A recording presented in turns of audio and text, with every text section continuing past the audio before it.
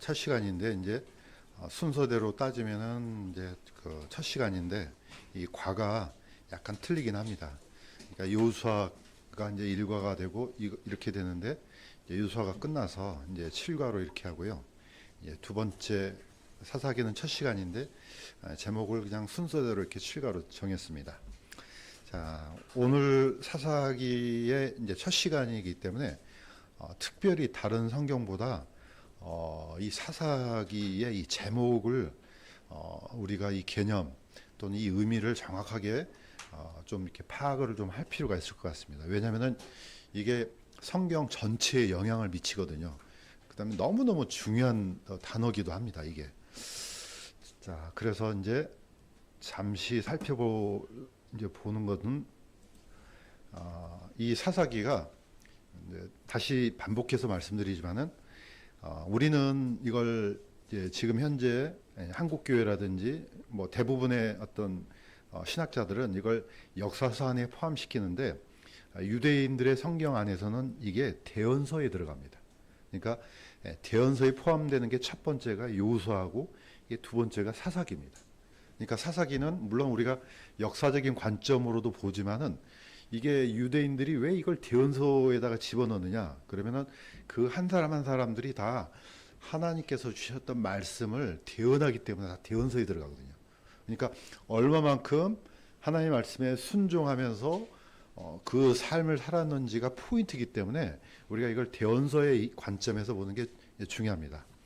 또 한 가지는 이게 참 어려운 부분이 뭐냐면은 우리는 지금 현재 번역 성경을 보고 있지 않습니까? 근데 이 번역은 한계가 있습니다. 이거는 뭐 어쩔 수 없어요. 이게 뭐 좋고 나쁘고의 의미가 아니고 이걸 다 가져올 수가 없습니다. 이 개념을. 그래서 설명을 어쩔 수 없이 할 필요가 있습니다. 원래 이제 이 사사기의 제목은 여기에 있는 것처럼 어쩔 수 없이 원어를 가져올 수밖에 없는데 그럴 수밖에 없습니다. 이건 뭐 방법이 없습니다. 쇼페트라는 단어가 있는데 이게 단수고요. 쇼프팅 그러면 이게 복수입니다.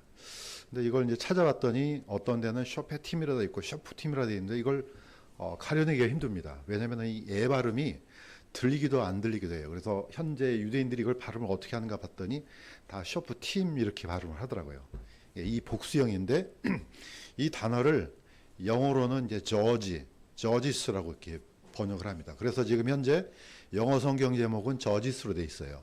그럼 우리가 들어올 때 저지스로 하면은 재판관으로 이렇게 들립니다. 그건 뭐 방법이 없어요. 자, 이 단어를 한국 사람들은 어떻게 갖고 왔느냐? 사사라는 단어를 갖고 와요. 근데 이 사사는 한국 단어가 아니에요. 그럼 이게 중국어냐? 사실은 중국어도 아니에요.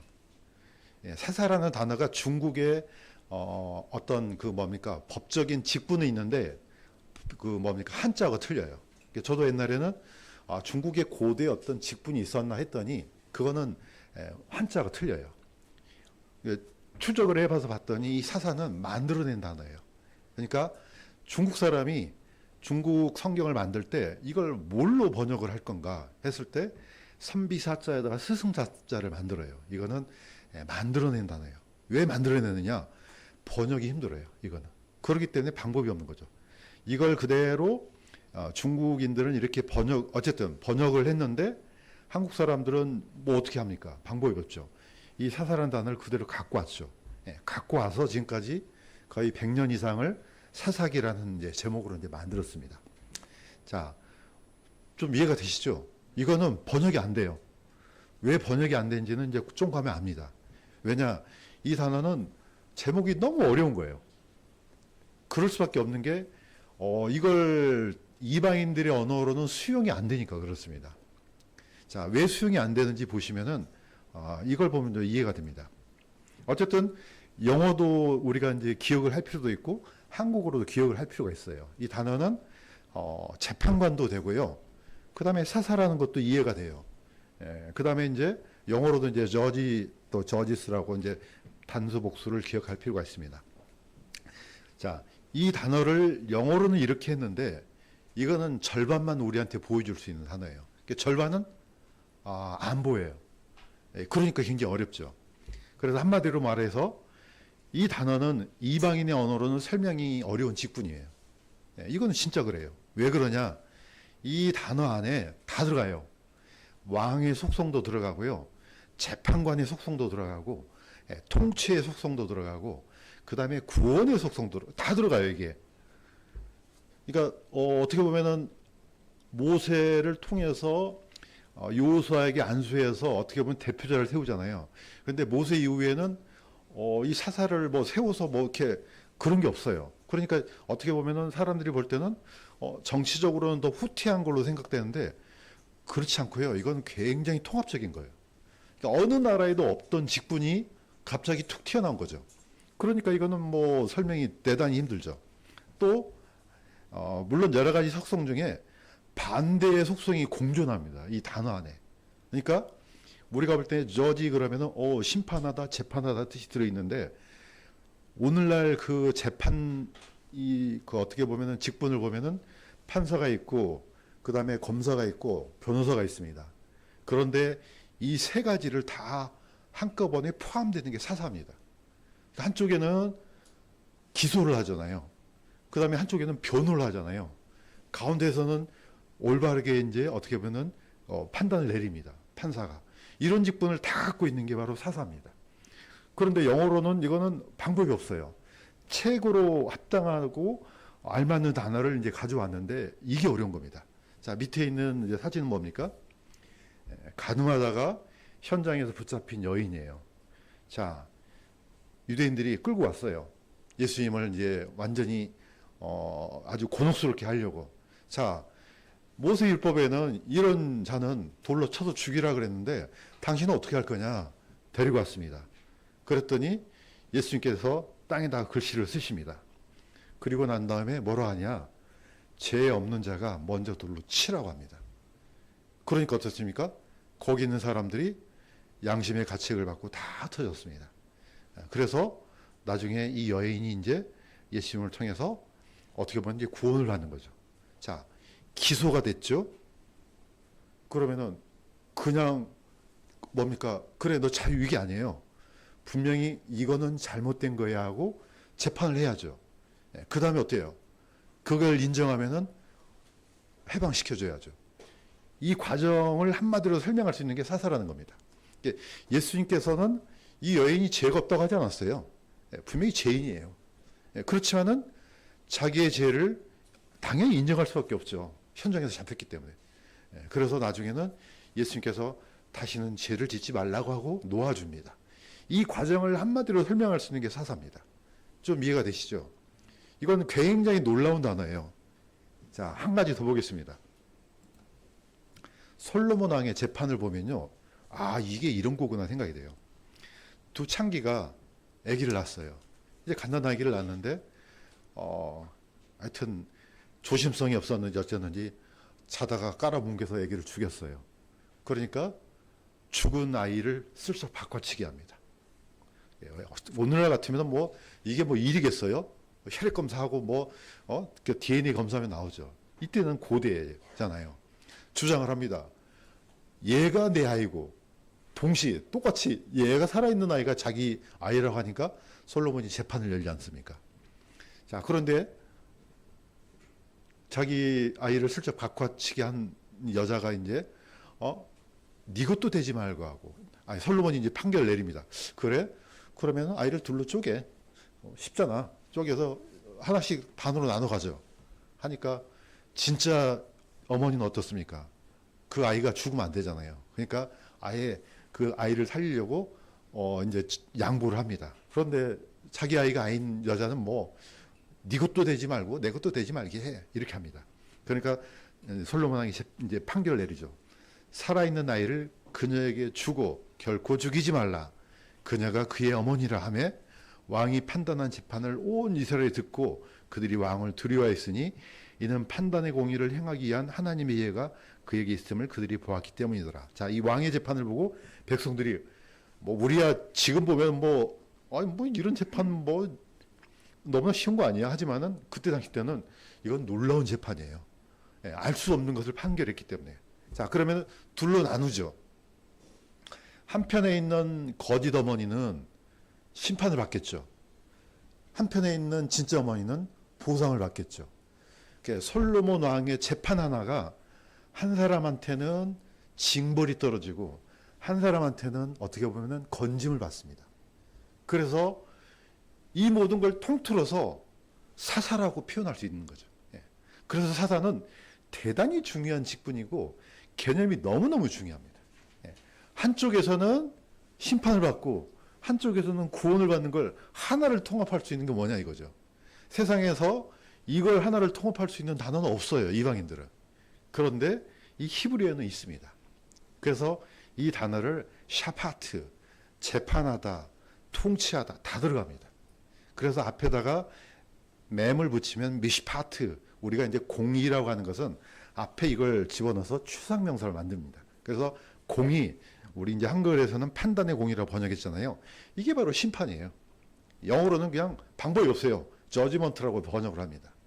이게 바로 이제 그런 의미인 거죠. 그래서 물론 어떤 단어는 이방인들의 언어가 더 뛰어난 경우도 있어요. 그런데 이런 언어는 방법이 없어요. 이걸 좀 염두에 둬야지 사사기가 눈에 들어옵니다. 우리는 보통 사사기 그러면은 그 훌륭한 인물들 이런 게 생각하잖아요. 그것보다 더 중요한 게 이제 이 개념이에요. 자, 여기에서 나온 단어가 여호샤밧이에요. 바로 사밧이 바로 그런 단어입니다. 보통 우리는 여호사밧 그러면 개인적으로 그 여호사밧 왕을 기억하잖아요. 그것보다 중요한 게 여호사밧이라는 이 단어가 중요합니다. 자, 저번에도 지난 시간에 한번 했습니다. 요엘서 3장 12절에서 16절 이거 같이 한번 읽겠습니다. 시작. 이교도들은 깨어서 여호사밧 골짜기로 올라올지어다. 내가 거기 앉아서 사방의 모든 이교도들을 심판하리라. 그러나 주가 자신의 백성의 소망이 되며 이스라엘 자손의 힘이 되리로다. 자, 저번에도 말씀드렸던 것처럼 여호사밧 골짜기가 어디냐? 이거는 약간 논란이 있어요. 예, 지금 현재 기드론 골짜기라고 하는 사람들은 대부분이에요. 그런데 어떤 사람은 예수님께서 오시면은 올리브산이 동서로 갈라져서 북쪽으로 남쪽으로 이렇게 갈라진다 그랬잖아요. 그 갈라진 골짜기를 여호사밧 골짜기라고 하는 사람도 있어요. 근데 약간의 저는 일리가 있다고 봐요. 어딘지는 모르지만은 아마 거기도 될 수 있고 여기도 될 수 있고 나중에 예수님께서 오시면은 바로 요엘이 얘기했던 게 바로 여기하고 얘기해 주시겠죠. 지금은 우리는 추정할 뿐이에요. 자, 제가 오늘 여기서 말씀드린 건 뭡니까? 이교도들이 나오죠. 이스라엘 백성들이 나오죠. 자, 다 올라와. 예수님께서 오셔서 이제 심판을 하는데, 자, 하나님을 믿지 않고 예수님을 받아들이지 않는 이방인들의 자손들이 있을 거 아니에요. 다 올라서 심판을 받습니다. 반대로 하나님을 기다리고 메시아를 기다리고 이런 사람들의 백성이 있을 거 아니에요. 주의 백성이라고 나옵니다. 네, 이 사람들한테는 뭐가 됩니까? 힘이 되는 겁니다. 그러니까 한쪽은 큰일 날 일이에요. 한쪽은 이 소망이 되는 거죠. 이게 개념이 약간 마라나타하고 비슷합니다.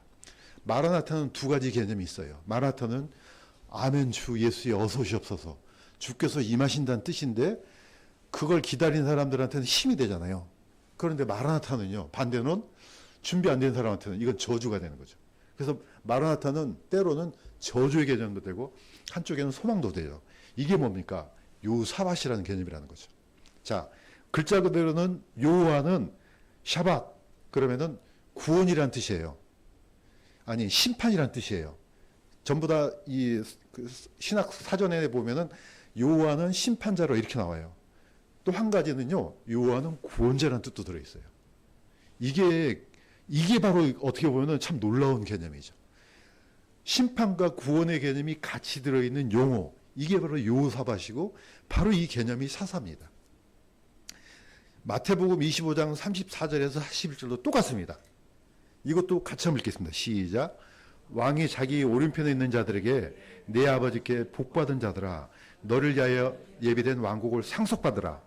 그가 왼쪽에 있는 왼편에 있는 자들에게 이르되 저주를 받은 자들아 너희는 내게서 떠나 마귀와 그의 천사들을 위하여 예비된 영원하는 불에 들어가라. 두 가지가 나눠지죠. 한편에는 오른편 왼편이 있는데, 자, 왕이 예수님께서 오셔서 이제 심판을 내립니다.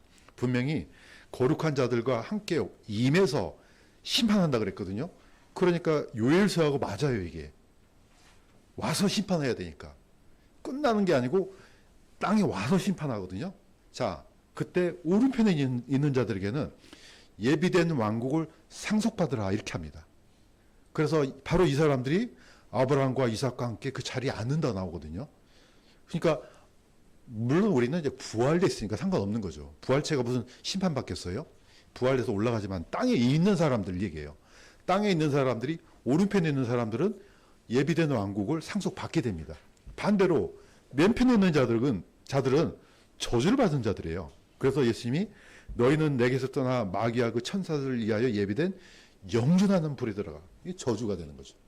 예수님께서 오셔서 판단을 하시는데, 재판하시는데, 한쪽은 상속을 받는 복을 받고 한쪽은 영원한 저주를 받는 그런 심판을 받습니다. 자, 이게 바로 재판이라는 겁니다. 예, 그러니까 재판은 한마디로 말해서 하나님의 공의를 실현하는 거죠. 예, 그러니까 하나님의 공의가 실현시키는 사람, 이게 사사라는 겁니다. 자, 저는 옛날에 이 장면을 한번 보시면은 이게 약간 이해가 됐습니다. 하나님의 심판, 하나님의 샤파트, 하나님의 구원, 하나님의 공의, 하나님의 뮤시파트. 어쩔 수 없이 이제 원어를 갖고 왔는데, 스가랴 14장 5절에 보면은 제가 아까 얘기했던 게 나옵니다. 이거는 제가 읽겠습니다. 너희가 그 산들의 골짜기로 도망하리니 이는 그 산들의 골짜기가 아사리까지 이를 것이기 때문이라. 아사리 어딘지는 몰라요.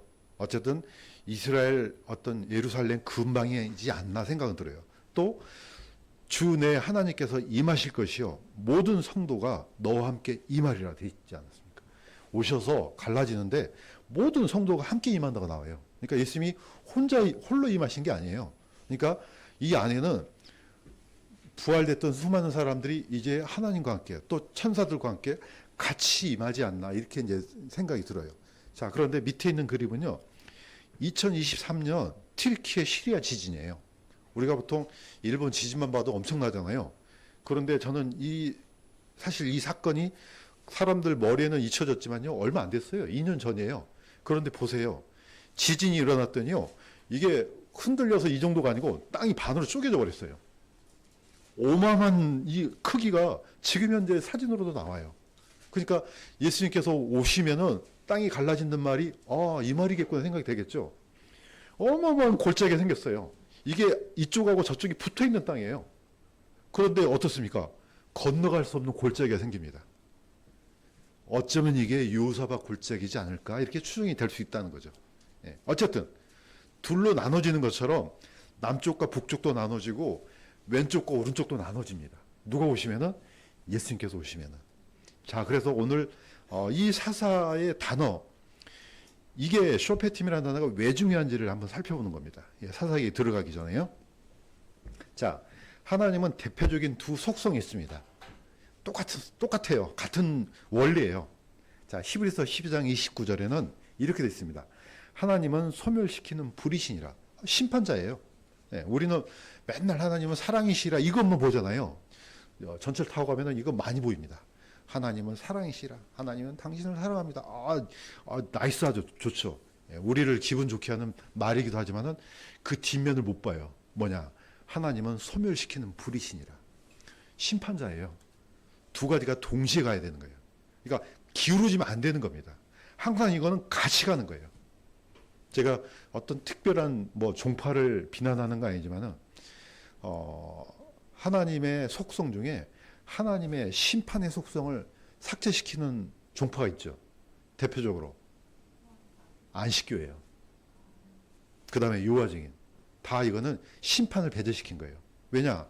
하나님이 아무리 그렇게 잔인하게 우리를 어떻게 영원토록 고통받게 하겠어? 아니야. 그냥 하나님의 사랑이야.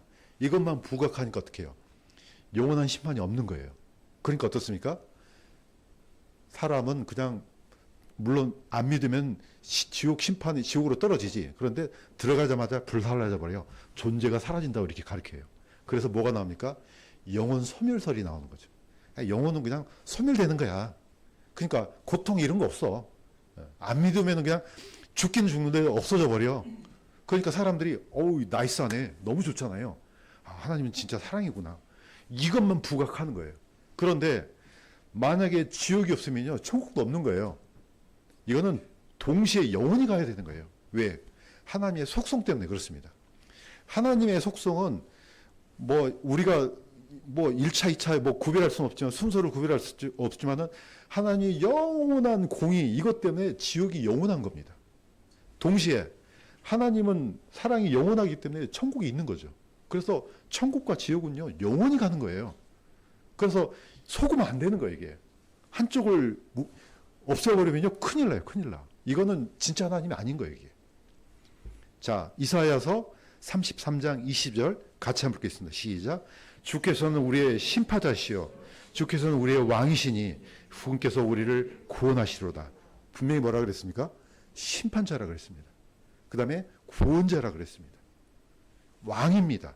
통치하는 거죠. 그래서 구약을 보면은 주로 뭐가 많이 포커스가 맞춰졌습니까? 심판에다 포커스가 맞춰진 겁니다. 하나님 무서운 하나님으로 이렇게 인식을 갖고 있는 것, 주로 하나님은 율법을 통해서 하나님의 무서운 분임을 가르쳐줘요. 죄에 대해서. 그러니까 이걸 바라본 사람들이 불편해요. 그러니까 어떻게 해요? 구약을 썰어내버려요. 수많은 이단들이 이런 짓을 저질러요.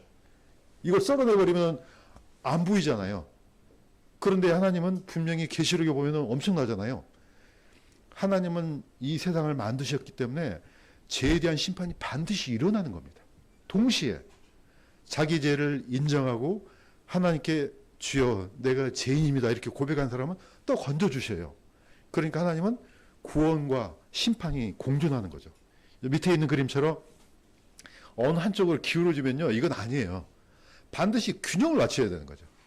하나님은 사랑이고 동시에 심판자예요. 반드시 공존하고 균형을 맞춥니다. 자, 다시 한번 보자면은 이 모든 이걸 설명할 수 있는 단어가 뭐라고요? 사사입니다. 사사. 쇼페팀. 예. 쇼프팀. 자, 완전한 심판과 완전한 사랑. 자, 이것 때문에 예수님께서 십자가에 돌아가신 거예요. 예. 왜냐? 하나님은 죄를 결탄코 용서할 수 없어요. 그럼 어떻게 해야 돼요? 반드시 심판해야 되는 거예요.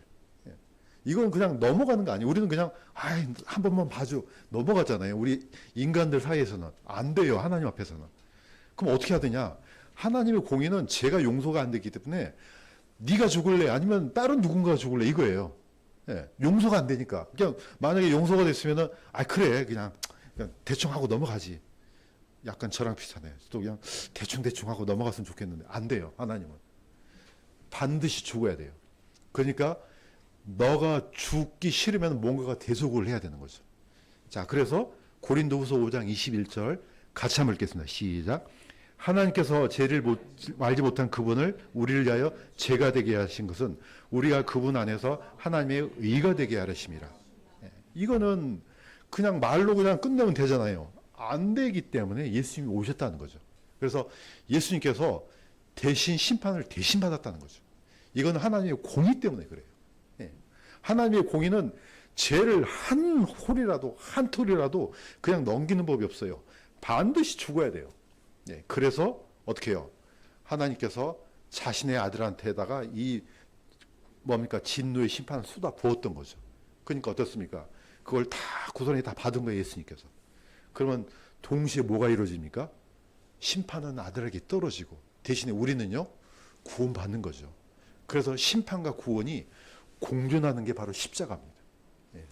이 십자가는 양편이 있지 않습니까? 이 기억하시면 돼요. 한편에는 심판, 한편에는 사랑. 이 영원한 게 실현된 게 바로 예수 그리스도. 바로 이분 때문에 하나님의 공의와 사랑을 실현했다고 우리가 이제 생각하는 겁니다. 생각하는 게 아니고 그렇게 믿어야 되는 겁니다. 자, 그래서 그러면 이걸 어떻게 실현하느냐? 놀랍게도 예수님 안에 두 가지가 공존하잖아요. 인성과 신성이. 하나님이 죽을 수 있습니까? 죽으면 신이 아니죠. 하나님이 아니죠. 그런데 죽어야 돼요. 죽어야지 죄가 대속되죠. 그러니까 예수님은 놀랍게 인성을 입고 오신 거죠. 인간의 몸으로 입고 오셔야지 죽을 수가 있는 거죠. 그러면 죽어버리면 어떻습니까? 하나님이 아니네? 그러니까 어때요? 살아나야죠. 자, 살아나는 것은 이분 안에 신성이 있기 때문에 살아나는 거예요. 또 이분 안에 인성이 있기 때문에 죽는 거예요. 죽고 살아나는 걸 동시에 할 수 있는 게 누굽니까? 예수 그리스도밖에 없습니다. 온 우주에 이분 한 분밖에 없어요. 어떤 사람이 뭐 100만 명, 1000만 명이 죽어도 대속이 안 돼요.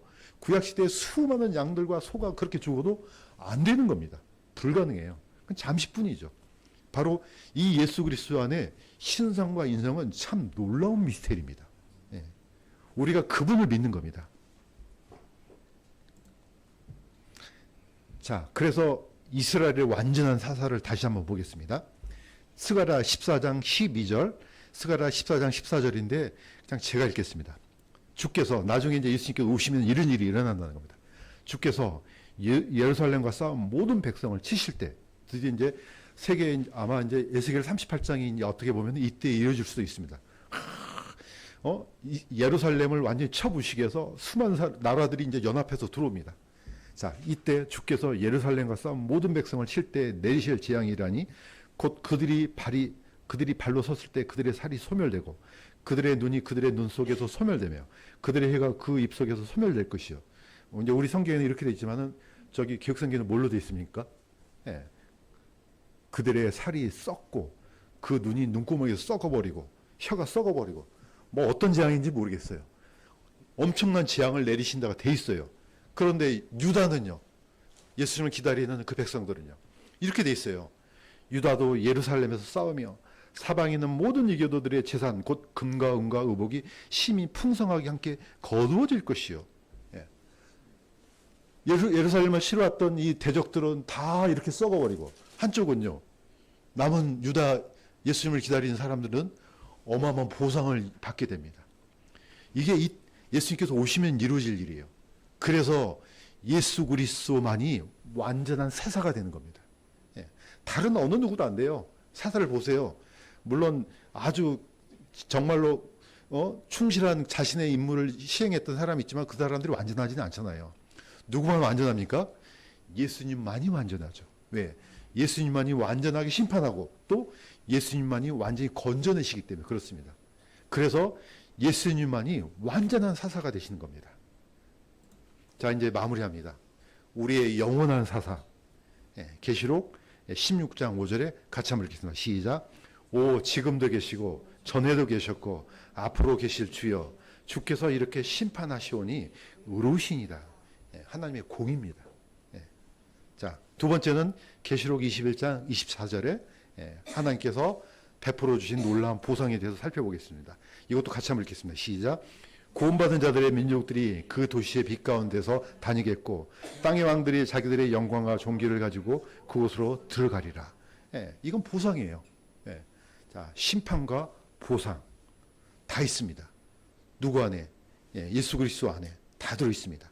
자, 그래서 우리가 이제 앞으로 사사기를 살펴볼 것인데 바로 이 두 가지의 어떻게 보면은 하나님께 주신 미션을 얼마만큼 잘 성실하게 수행했느냐 아니면 잘 못했느냐가 바로 이 사사기의 관건입니다. 그래서 이걸 잘 수행했던 사사는 약간 이제 평판이 좋고 대표적으로 그렇지 못한 사사, 예를 들면 삼손 같은 사사는 저 사사가 맞긴 맞아? 이럴 정도로 평판이 안 좋습니다. 그렇게 해서 나중에 마지막 사사 사무엘로 이어지고 그 다음에 왕들로 이어집니다. 오늘 이제 이 개념을 가지고 사사기를 함께 묵상해 보도록 하겠습니다. 자, 기도하겠습니다.